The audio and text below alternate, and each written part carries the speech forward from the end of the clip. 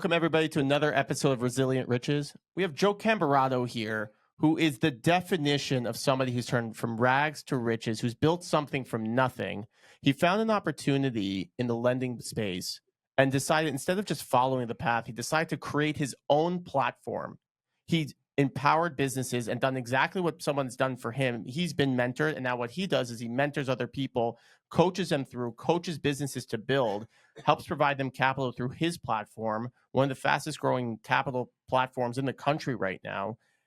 He does come from Connecticut, which is why he came to New York and makes a lot of sense, but it's a big part of it. But it really is, we really appreciate you coming. Our podcast is Resilient Riches. It talks about people who have overcome significant obstacles to build success.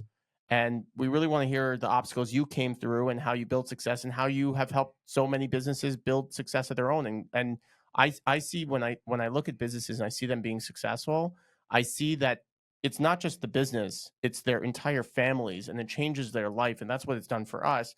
Can you tell us a little bit about your background and then how you're looking at building resilient riches for others? That's great. Well, thanks for having me, guys. I appreciate being on the show.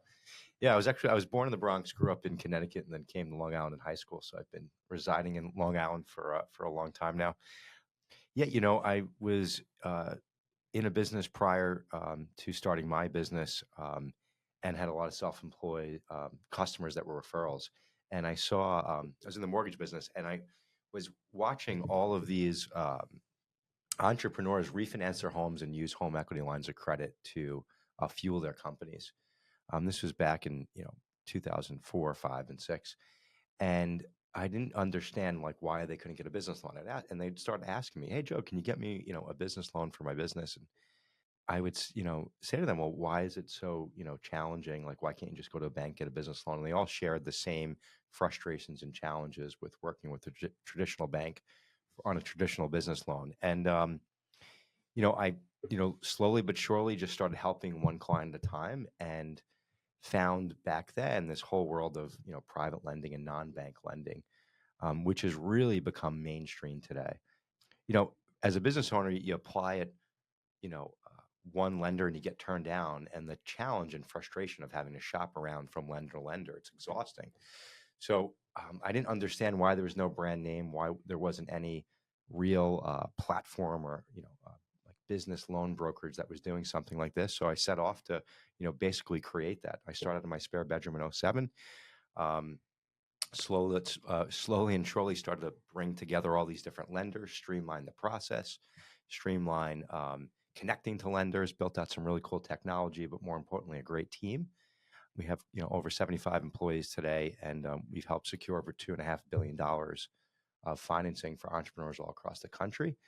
So to answer your question, my platform helps owners access capital so they can scale and grow faster. And by doing that, we help people grow their businesses. We help them hire more people. We also help them build their businesses and hopefully create more wealth and more value in their own business. As I mean, well. but presumably the rates are going to be higher than what they can't go to the bank, so your rates are going to be higher than, I'm assuming, that because you're not providing the security, the collateral, the backup that you can Yep. that the bank is required, so you must be charging a higher amount, obviously. Well, it all depends. So financing is really interesting. Like business lending is very interesting. So you have bank financing, which is like typically the cream of the crop. And then SBA financing, which is pretty parallel to bank financing. Then you have asset-based lending. So you have equipment lending, which is secured by the piece of equipment. So that will be around what bank financing would be, sometimes a little bit higher, but typically very close. And then you have ABL lenders, which are asset-based lenders, which can use receivables as collateral, inventory, and even equipment or machinery or real estate if you have it. And that will be close to bank financing, very similar or just a little bit higher. So then if you don't have the asset classes, like if you don't have machinery, if you don't have equipment, if you don't have inventory, you don't have high quality B2B receivables, then you'd go to a cash flow lender. And then from there, the rates really start to come up. What's been very interesting, though, in this market is bank rates have really come up. Prime rate's gone up, and the SOFR rate, which replaced LIBOR rate, has come up. So what we're seeing right now, which is I really haven't seen since I got started, was non-bank lending and bank lending are the closest spread they've ever been. So the main difference, though, is that it's a heck of a lot faster to go through a non-bank lender. And banks right now are extremely tight. They're looking for really cream of the crop type of deals, especially like a lot of the business lending happened from a lot of the regional banks. So those regional banks have lost a lot of deposits. And every time a bank lends money, they have to have a certain amount of cash on hand. There's a ratio for that. So banks right now have either a lot of the money's either left the bank or they have a lot of their money in treasury bills and not in cash. So they're super selective on the deals that they're doing. So, we talk about with our customers right now in a high rate environment, even if you're getting bank rates today are anywhere from 7 to 11%, right? And that's a clean bank deal, great credit, excellent cash flow, profitable business. So what you really have to look at today is if you're going to borrow money, does your opportunity really make sense?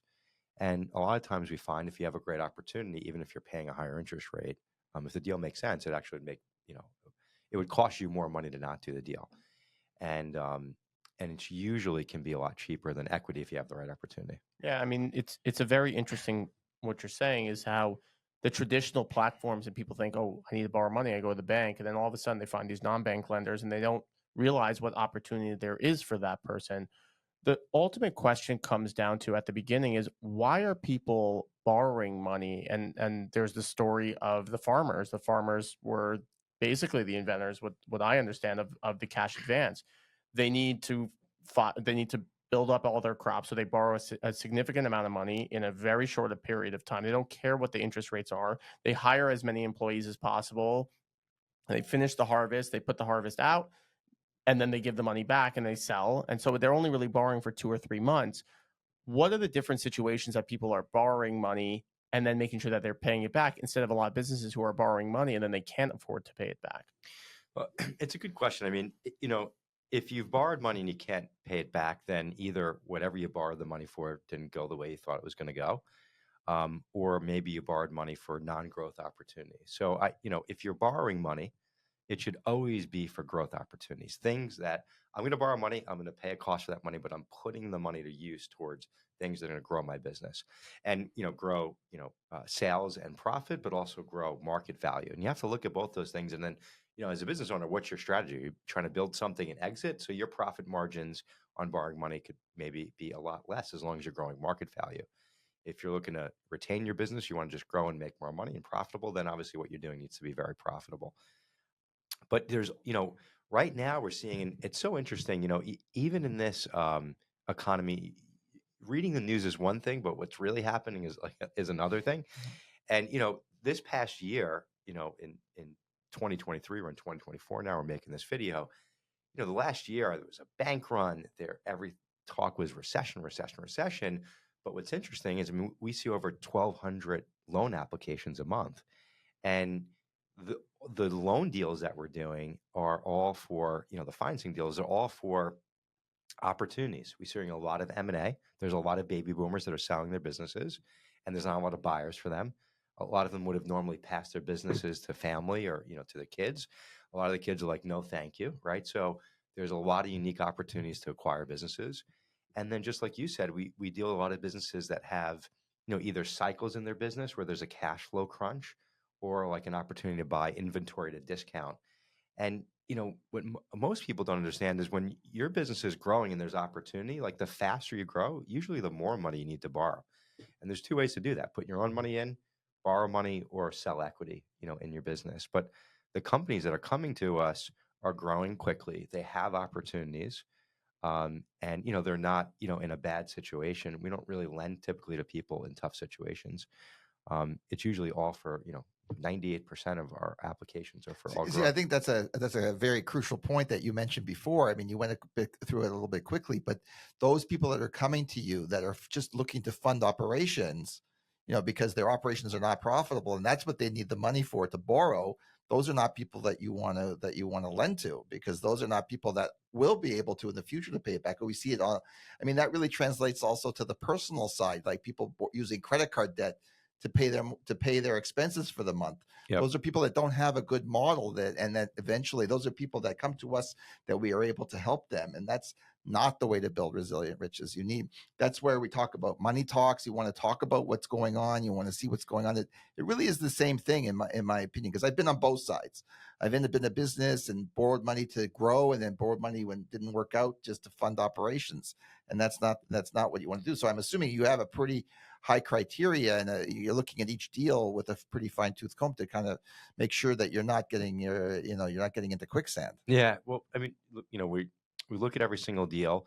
I mean, listen, there's deals that we do that, people, business owners are going through, a challenging period, but there's a clear path to get better. So we're definitely willing to take on those risks. But, every business, really, everyone, you have to really, especially with what you guys do, you have to really understand money. You have to understand money in your personal life, and you have to understand money in your own business. And it's something I talk about all the time with my team and with clients. Is really every business owner, in a way, owns a hedge fund. And what I mean by that is your job as a business owner is to put capital out and get a return on it, right? You're investing in people, you're investing, whatever it is in your business, products, goods, inventory, marketing. So you have to be able to take money and understand how to use that money well to get a return on it. So yeah, if you have a business, and that's what we're seeing right now, so many challenges in the tech world, all these companies were really growing in a fantasy land. They were raising money at stupid valuations. And and I would look at that, and I couldn't understand this for so I'm like, how is this working? And really how it worked was you just kept raising money at higher valuations, and hopefully you get out, and hopefully you're not the last person holding the bag when the music stops. So it's just a pyramid scheme, is what you're saying. It works when you can keep raising money, but all these companies built businesses that weren't focused on profit. They were growing at all costs. They were raising and running on losses. And now that you're in this market where it's all about profitability, and you can't raise money easily, that's where you see all these tech companies either going out of business or laying off. Last year, I forget the total number of layoffs that there were last year, but in 2023, there was more layoffs in 2022. But if you really read the fine numbers, a lot of that came from, a big majority of it came from the tech space. And it makes complete sense, because those are all the ones that were, raising money and just, growing and doing silly things. It's also, it's the same thing on the homes and commercial buildings and things like that, where the rates were, all of a sudden they were paying low rates. They were paying 3, 4, 5%. Now all of a sudden they're paying 9, 10, 12% on these buildings, because they have these ARM payments that all of a sudden balloon. The same thing that these people, the tech companies, are borrowing significant amounts of money to grow and grow and grow. And then all of a sudden they're paying much higher interest, can't cover the interest costs. They have to start laying people off. The tech companies, I find, were very unappreciative of what the market was saying to them, and they really couldn't understand what the actual plan was. If you just grow, and then all of a sudden your whole goal is to sell, make sure that that there's a buyer on the other side. So you have those talks early. A lot of the time, it's, if you build it, they will come. As Hillel Fold, who's a massive tech entrepreneur and massive consultant for tech companies, said the exact same thing. No, they will not come. And these companies thought that no matter what we do, we're going to build a great product. We're going to have great tech. And then all of a sudden, AI replaces it, or another company comes in, just replaces it for a tenth of the price, or somebody automates it, or they don't really want their team. And it happens so often with businesses that they don't understand what their actual trajectory is and what their goal is to be with their business. And it's a big part. So people are financing, and they're giving out equity, and they don't even know what they're doing it for. They're doing it for potentially that the owners become profitable, but they're taking the profits, but there's still a lot of people and stakeholders. No, and everybody's looking for the next Google. They don't want to miss out on the next Apple, the next Google, the next whatever. But when in these kind of situations, the fundamental model doesn't work. It's not a money-making system. It's not a money-making model, but yet it gets sexy and nobody wants to miss out. If everybody is the fear of missing out, that they're not going to be in on the next 100-time valuation, and they got it on the ground floor. I don't think I've ever heard you say the word sexy in my life. I don't know where that came from. You really throw people off. I don't know. You haven't heard me so much, I guess. Then I thought I've heard you talk a lot. I've said the word sexy a couple times. Exactly. What would you say? What would you say when someone's building their company and yes, they need capital to grow. What would you say is the I wouldn't say model, but the cons and benefits between raising equity or selling equity versus borrowing money? Well, I mean, there's a time and place for all of it. So, I'm a debt guy, right? So most debt guys will say, don't sell equity, just borrow debt. Most equity guys will say, don't take on debt, raise equity, right? But I think that there's a time and place for all of it. It really just depends on, like, what your goal is, and what stage you're at in your business or what you're trying to do. If you have this great idea and there's no revenue, it's probably very hard to borrow debt unless you have a crazy track record, right? So you might have to raise some equity to get your idea going. You might get to a certain point with your business where, you've just outpaced debt, and it is time maybe to take some chips off the table or bring in a strategic equity partner that brings a ton of value to the table besides just money that can help you scale to a different place. So I think you really have to understand, like, what are you trying to do with your business? What's your ultimate goal? Are you building to sell and exit? You want to keep the company, forever, and pass it along. And those all mean, different things. So I think you just have to get really clear on that. There's also ESOPs, which aren't really talked about enough and are a great option for business owners to sell and have a liquidity event, but also still, retain control. And ESOPs are very popular in the pest control Well, business. let's define what an ESOP is. well, you basically can sell the company, back to your employees. It's a way that owners can take some liquidity off the event, off the table. What does it stand for? What does the acronym stand for? Uh, If you, I don't want to put you on the spot. Yeah, it's employee something something something. Probably Stock option Yeah. possibility. That's Yeah. what the pest control companies were I remember, notorious yeah, for. that was a They big had a big deal. ESOP plan, and when they sold, the employees were thrilled. Yeah, That's yeah, why they all got stayed. they got a huge reward out of it. Largest commercial, the largest commercial pest control company in New York State, and they sold to Terminex for a ton of money, and the employees were loaded after that. Right. And Yeah. it was a show of loyalty, and they stayed. People were like, I've been here for 20 years. I'm not leaving. Yeah. The ESOP. They were actually very good clients of ours, and we did a lot of work on their side. And the main guy, the pest control, he had a big on his screensaver. He had a big picture of a big rat, and he says, "This guy made me a lot of money." Especially in New York City. Yeah, I mean, New York is infested with everything. But I had a roommate in many years ago, and he founded actually Sirius Satellite. It was his idea at the beginning. wow. Yeah, he was a good friend of mine for a while, and I haven't seen him for some time for some reason. If you're listening, get in touch. But he always told me, don't take a partner unless you absolutely need to, because you have that personality problem, right? Like you're always going to be at the end. So if you don't need to take a partner, then don't. Yeah. The first way to go is to go with debt. Yeah, absolutely. I mean, if you don't have, if there's not like a reason to, and you can, grow through, debt, then you can retain equity in the business. You continue to grow it. So I mean, if you've got the ability to, to grow, your business without having to sell equity, there's really no reason to. And if you're selling equity, it's usually because you want to take chips off, or there's a strategic, reason. So if there's not, it's not really the route to go. And I think a lot of times people too, we'll shop around with the wrong lenders, for their business and get declined, but that doesn't mean that there's not the right lender out there. So, we work with like 100 different lenders. I mean, it's a lot to manage, and lenders are constantly changing their guidelines. They constantly favor certain industries over others. Some lenders are really great in certain industries, in certain states even, and then are not good or decline certain industries. So we have clients that come to us and like, well, I don't think you're going to help me. I was declined. And we're like, well, that's because, the three lenders that you went through and, took up 6 months of your life, they don't like, the transportation business right now. So you have like, these are the lenders. You need to We go. actually feel like that on the insurance business also, like on the Same personal thing. side. Like Yeah. some insurance companies will decline, and then I go to another one. I got declined. I put in two apps for two different types of products. One insurance company declined him. Yep. Complete decline. The other one, he got a very high health rating. It was like crazy. Yeah, no, it's the same. And insurance, right? They're underwriting risk, and all of them have different risk profiles, just like with lenders. So, it's really interesting. So you really have to know, what you're doing.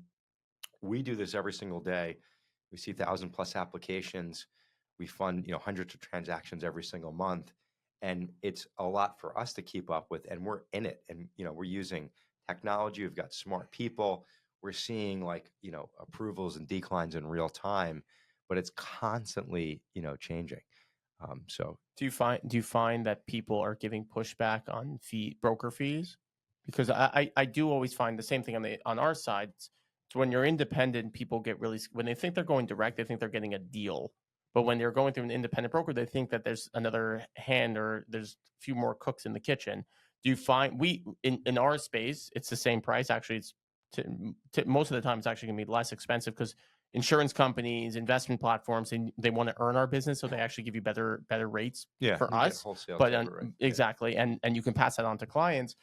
But do you find that people are giving you pushback on fees and that kind of conversation? No, we don't have that issue. I mean, we bring a lot of value to the table. We save people a lot of time. And just like us too, I mean, we do a lot of volume. So sometimes we get better pricing than even going direct, to a lender directly. But listen, you know, we're like a time saving machine and bringing a ton of value Yeah, to they're the probably so table. happy they're getting a deal with you that they're not even Yeah. talking. Whatever you're Yeah. charging and making yourself, they're probably super thrilled. The fee becomes irrelevant. And if we're not delivering value, that's a whole different, conversation. But, but our customers, love us. We have thousands of, great reviews online, and everyone appreciates just the way that we handle things and how knowledgeable we are and explain everything. Those things, really matter. And that's really the value that we bring to the table. I mean, you can go do a lot of things on your own. You can go source financing on your own.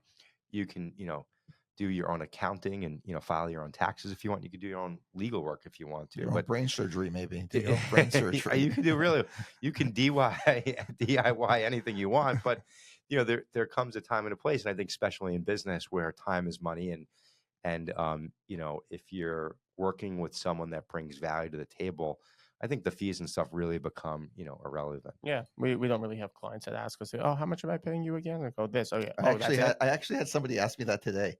Says, because we talk about a little bit of the breakdown on the premium. I says, "Oh, how much percentage do you get?" What? It's just like, why are you asking me that question? You're not paying it. Yeah, What exactly. do you care? Where did you get this level? Because obviously you came from nothing. You built something very different, and it's really similar to, honestly, my background. I came from nothing. I mean, we went through serious financial struggles. I met somebody, brought me into this business. He mentored me, and then I was able to build a nice business for myself. Brought my dad in a couple years later, because we just got too busy. We couldn't handle the clients. Our world's a little different than yours, because we're more relationship. We have relationships with each client. There's a lot of service work and stuff like that. But we close 400 to 500 new clients a year because of that. Because we learned how to create value for clients and move transactions faster, which people love. We just got off the phone with somebody before. He was speaking to 3 or 4 other brokers, and he went with us because he's like, "Yeah, you moved this so quickly, you made it so seamless, you really shopped the market. It was done in 20 minutes when my other guys are still talking about the application." I was like, "We don't have time for that." Yeah. No, but I think it's even more on our side. I mean, I think a lot of people appreciate the education we bring to our, I have a little presentation, and it clarifies a lot on how the insurance works, and you don't really find that out there. I'm telling you, you don't find people that will explain it and in a clarified and simple form so that people can understand and that it makes sense. I get that a lot. People say, "Oh, I appreciate that you took the time to explain it to me." And there was someone was speaking with another agent like last 2 weeks ago, and I think she's going to go with us, but not with them because she didn't feel right. It wasn't a good explanation. She wasn't confident. That's very important. But how did you get this level of resilience? What was that moment in your life that you decided, I don't want to be what my past was? What was that point in your life that you decided that? Well, I mean, I was So our defining moment. I think there was a lot of moments. I mean, one, my parents got divorced young, grew up with a single mom. We never had a lot of money, three of us in, a 2-bedroom apartment.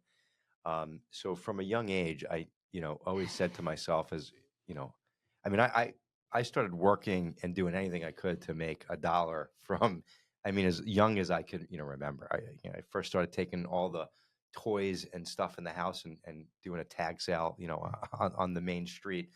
And, and then, I was trying to get jobs before I was old enough to work. People tell me I'm too young. So I just figured out how to, make money on my own. But I always said, I never when I grew up, I never want finances to be, a challenge. And I saw how, challenging everything, all the challenges in my life growing up, it was all financial, and, I wasn't asking my mom for a pair of Michael Jordan, sneakers growing up. So, I said, as when I grow up, like money's not going to be an issue. And I worked my ass off. And I always, in all the challenging times of frustration, I always think about that and the way I grew up without money. And that just wasn't going to be an option. So as soon as I could work, I started working. And I always kept pushing myself. I always worked harder than, most people my ages. In high school where friends were going out having, and college when friends are going out partying, having fun, I was usually working on the weekends. And then, I started, National Business Capital, my company, in '07, right before, the worst financial crash ever. So talking about resiliency, like 2007 was probably the worst time to start a business, never mind going into '08, '09, financial recession.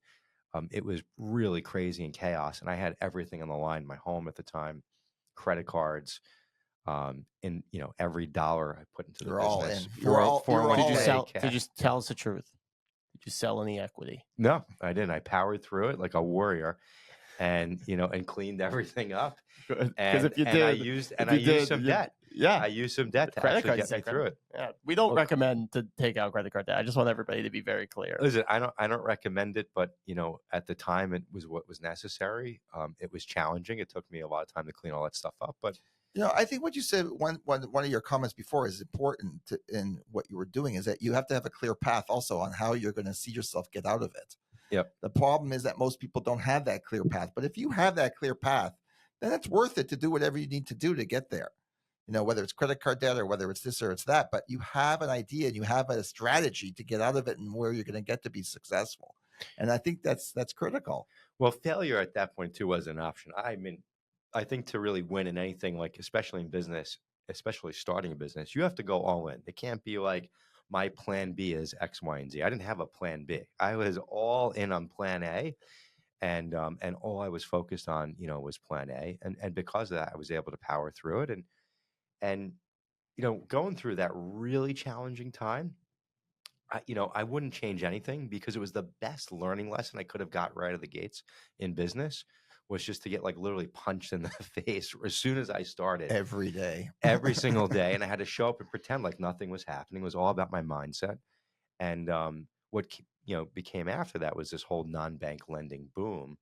And non-bank lending really made a name for itself, alternative lending, post the '08, '09 recession. And I was in the middle of it and really started to gain some serious traction because of that. And to be honest, I feel like that's actually happening again right now. We just went through this wild time, COVID. Banks have tightened up, and non-bank lending is going through another boom, and not just for small businesses, for medium and larger businesses as well. A lot of larger companies today are working with non-banks over the brand name banks like they normally would have. And I believe in 2022 is the first year that non-bank lending surpassed bank lending, which is pretty amazing and wild. But being resilient and powering through that, I could have gave up. I could have thrown in the towel. I could have claimed bankruptcy. I could have walked away. And if I would have shared that story with anybody, they said, "Oh yeah, no, it makes sense." And you gave it a really good go. And it's the recession. And I didn't use the recession as an excuse. I used it to really empower me. And failure wasn't an option. I just pushed through it, and I learned a lot from it. It made me a lot stronger. And that like lesson really set me up for the challenges of going through COVID. COVID was another scary time. All business lending stopped. Everything became PPP dollars. No one wanted to borrow money from a lender if you can borrow money for free that was going to be forgiven. So that was a whole nother thing to get through. And I feel like going through that lesson when I first started really prepped me for getting through another crazy time. Yeah, I mean, it's we see a lot of the, let's say, residential lenders and people who are selling mortgages and things like that. They were doing amazing, but all of a sudden they can't put food on the table because they've all in debt. We find it's really a sad story because they were making $500,000, $1 million a year when interest rates dropped to the floor, and then they're making all this money, and now interest rates are really, really high. They can't generate business. They're not winning business. If you're a non-bank lender, if you're not direct bank, you're not winning business against the banks because the banks are people aren't buying, and the people with good credit are really typically going through the bank. So it's become a big challenge. But what I love that you said is that you had a plan and that you were strategizing and you were developing, as my dad was saying before, you were developing what you were going to do instead of just, okay, I'm making a lot of money now, it's going to last forever. Maybe it'll be a little worse next year, but they're not ready and they're not prepared for what can come. And that's where you had that resilience, that your mom and your family was prepared to get over and overcome obstacles regardless of what it was, and you were going to overcome it regardless. But Yeah, so it's interesting. Yeah, so it's a good point though. So living through 08, 09 and literally having basically, watching almost everything I worked so hard for. I bought home really young, saved up money, all that got basically I watched it just almost get ripped away from me. So one of the most important things that I did when I started to do well again and make money, a lot of times when, I've watched this in these cycles and, at this point I've gone through a few of these cycles. You see people start to make money, start to do well, economy's doing good, everyone's having a party. When things are good, that's when I'm working harder. And that's when I'm doubling down and saving and investing. So what also helped me power through COVID and like the market, pausing overnight, my business paused overnight, was me being really smart with my money when times were good, was investing outside of my business, um, in the safe financial advising stuff, and then also in other, deals and things, outside my company, and then also getting my company very financial sound when times are good, where I think, others, would have been having a lot more fun, would have been buying things that don't make Same thing you sense. did in college. It's the exact same story. Yep, just double down, Double down. Yep, No, and but that's the smart thing to do. We all always say also on the personal side as well, diversification.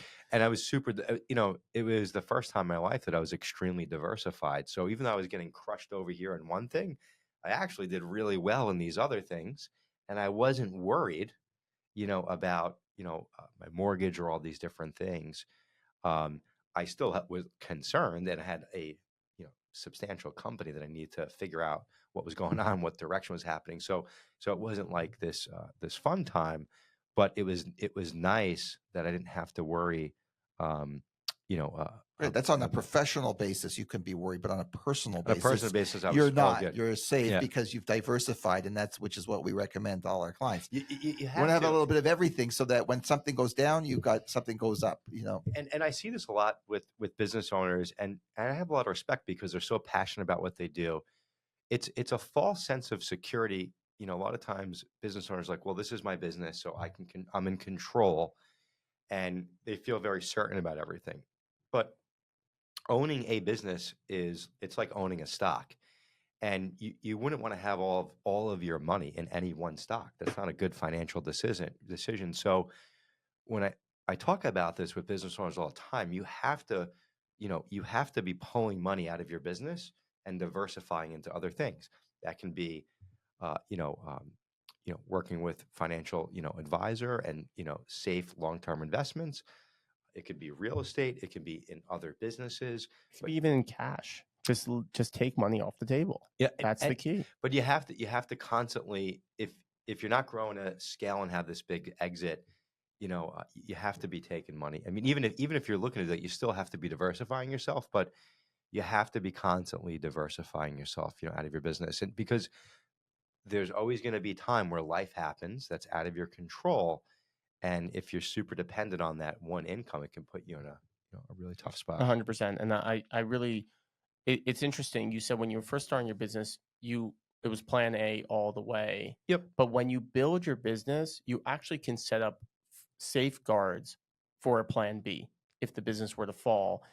But when you are starting, you have to go all in, and there can't be a second option. 100%. I went all in, and then as things started to be good, That's when you start building, and that's the key. That's the key. People go, oh, well, if this doesn't work, then I have a plan B. But no, you have to be 100% all in. But when it's built, you cushion that, and you take money off the table. You created a plan B through your plan. It's A. amazing. You created Correct. that for Yeah. It's yourself. amazing, and it's such a great. It was intentional. It's such a great lesson for business owners, and it's exactly what you're talking about. It's exactly how you've been advising people, and through this conversation, if you said to our listeners, I have one value that speaks to me, and we didn't prep you for this, and because you can handle yourself.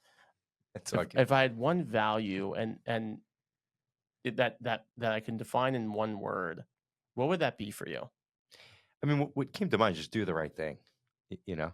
It's more than one word. So. More than one word. Easy through. All right, we'll allow it this time. I guess Okay. you know, Doesn't fit integrity on the card. you know? Integrity. Yeah. Integrity. No, integrity. Integrity is fine. good. Yeah. Rock solid. Yeah, and I think discipline. You know, I think really, if I had to really, if it was one word, it would be discipline. Because you know, I think if you do anything good in life, in your business, your personal life, all roads lead back to discipline. And I've know for me, by being disciplined in a number of areas, it's helped me be very successful. Whether it's relationships, whether it's in my marriage, whether it's my kids, whether it's with friends, whether it's in my business, whether it's with health, exercise. I mean, all the best things that, you know, anything good that I've done, it's all have come from being extremely disciplined. And I think it's not easy to be disciplined today and to be patient, because everyone wants these instant gratifications, and they don't want to put in the hard work. They don't want to do the hard work, and they just want it all magically to happen. We live in this very instant gratification world, but there's just no way to circumvent, you know, being disciplined and the hard work. Yeah, it's discipline also on creating financial strategies. It's discipline on and your kids learn that. Yeah. It's building wealth beyond just yourself. It's building wealth beyond everything. And we have friends and clients of ours that are worth billions of dollars, and they're not disciplined. And what happens to their kids learn that lack of discipline. They know how to make a lot of money. That's not something that they struggle in, but their kids inherit this money, and they go through mental health issues. They spend it all. They give it away to people. They get ripped off. It becomes that discipline disappears if you're not able to teach that kid. I really love that value. It's a really powerful value. I feel the same way on my side. My one value, if I were to put into one, was probably loyalty. Would be because I feel if you're connected to somebody and you're connected to your mission and connected to your values, it will drive you forward constantly to live in service and being close to the things that you find important to your life. Yeah. So Joe, can you give us a little plug? Where can people find you? I mean, this has been an amazing conversation, and I really love your insights. It's really deep. Thank you. No, I appreciate it. Yeah, you can follow me at Grow by Joe, or you can check out my company. You can go to nationalbusinesscapital.com.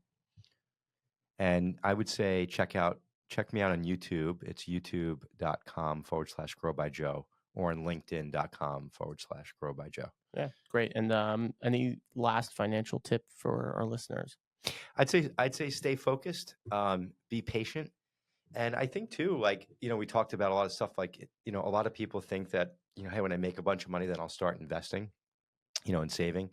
I'd say start small and just be consistent with it. And you can always up the amounts as you do, you know, better or have big wins. But you got to start, and, you know, money accumulates and interest grows. And if you don't start, then, you know, time is really in your favor. So if you use time to your advantage, even if you start small, you can turn small dollars into, you know, big amounts of money. And that's doing little things in your business and also outside your business. It's always better to do something than nothing. 100%. All right. Thank you so much, Joe, for coming. Joe, we'll see you on the next one. Everybody stay disciplined.